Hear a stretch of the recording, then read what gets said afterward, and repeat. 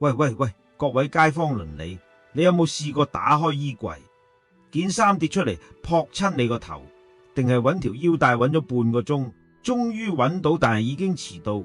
如果有，恭喜你，你已經中咗囤積症初期。哈哈，講笑啫，但係講真，你有冇諗過幾時先係時候將屋企啲嘢清一清？尤其係準備退休嘅朋友，更加要問自己：我真係要拖咁多嘢入鋼材咩？我係發財哥，專同大家講有用資訊，得閒分享收息、保本、退休生活資訊。希望你日日開開心心。今條片我哋會分開幾部分，先講簡單背景，之後講斷捨離對退休嘅影響，跟住重頭戲係發財哥5大獨家精闢觀點。記得睇到最後會有更爆嘅資訊。如果想知道最新秘聞，想快過朋友知最新猛料，記得訂閱。首先，點解而家咁多人講退休斷捨離？因為香港人好似隻惠嚟，成日儲到屋企爆晒倉。根據2024年一個調查，香港50歲以上嘅人平均每人屋企有超過300件超過5年冇用過嘅物品，300件，即係話你屋企有個隱形訪客，佢唔使交租，但係佔晒你地方，仲要你幫佢抹塵。呢個唔係訪客，係垃圾精嚟㗎。退休斷捨離唔單止係清屋企，係清你個人生。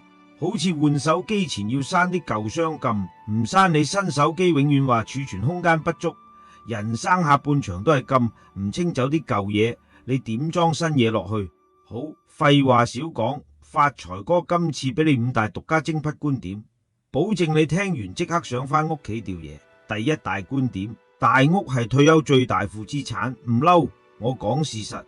好多朋友話發財哥，我間屋好大，住得舒服，點解要賣？我話你知，我有個老友叫強哥，70年代喺九龍城買一層800尺唐樓，依家升值到800萬。佢同太太兩個住，間屋有4房，但係而家仔女移民晒，佢哋兩老日日拖地拖到腰痛，樓梯又多。強哥太太前年仲跌親要入院，後來聽我話賣咗間大屋，換咗去將軍澳一個400尺納米樓，仲有會所泳池。賣樓賺咗500萬，買保本年金，每月有2萬幾蚊被動收入，仲多咗300萬買收息股。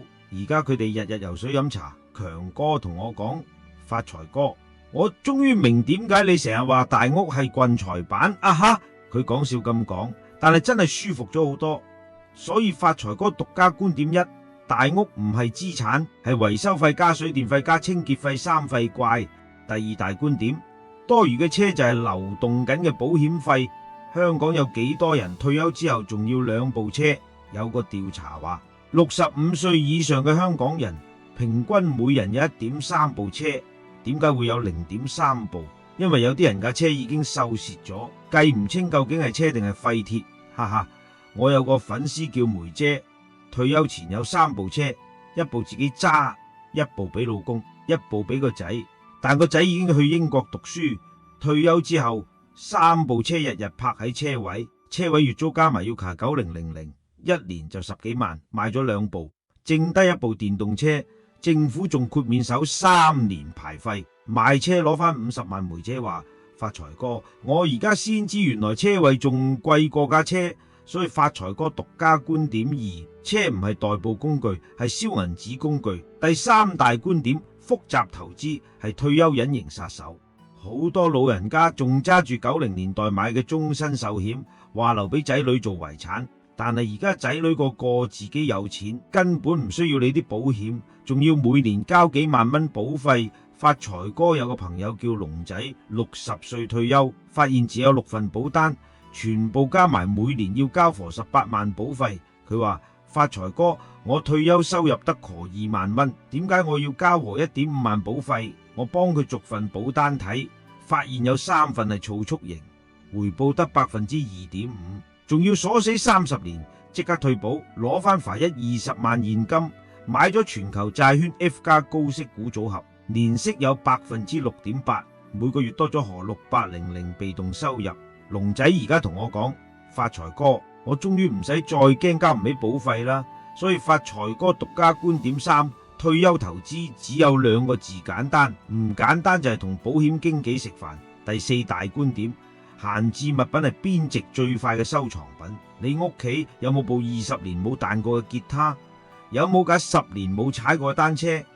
有冇部90年代嘅錄影機？呢啲唔係收藏品，係垃圾博物館。我有個粉絲叫阿強，屋企有10幾部舊相機，話係古董。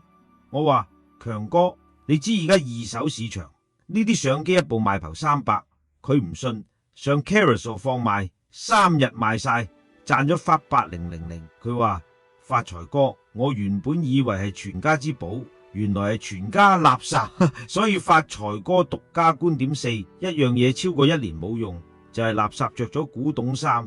第5大觀點，完全退休係最大誤區。退休唔等於要同錢講拜拜。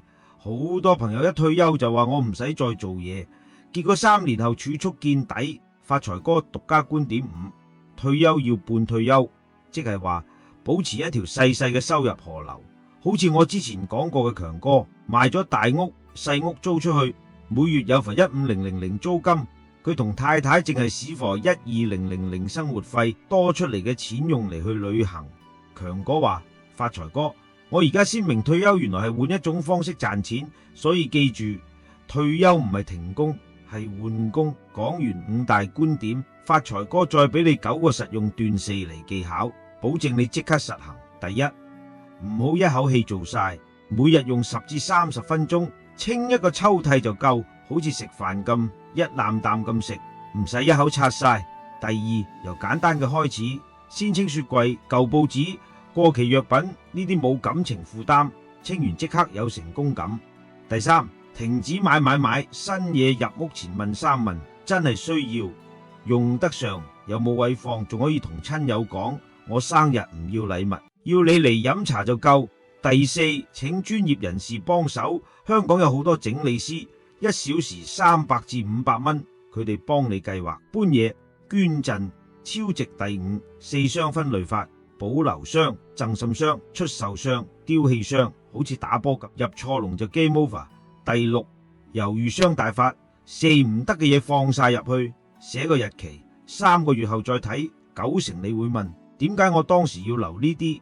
第七，1年冇用就拜拜，好簡單嘅問題，呢樣嘢我上次用係幾時，答唔出就丟。第八，叫仔女一齊玩，佢哋細個嗰陣嘅玩具書，俾佢哋揀走，順便講故事，變成家庭聚會。第九，每季小整理，1年4次，每次清一個區域，唔會再有垃圾山。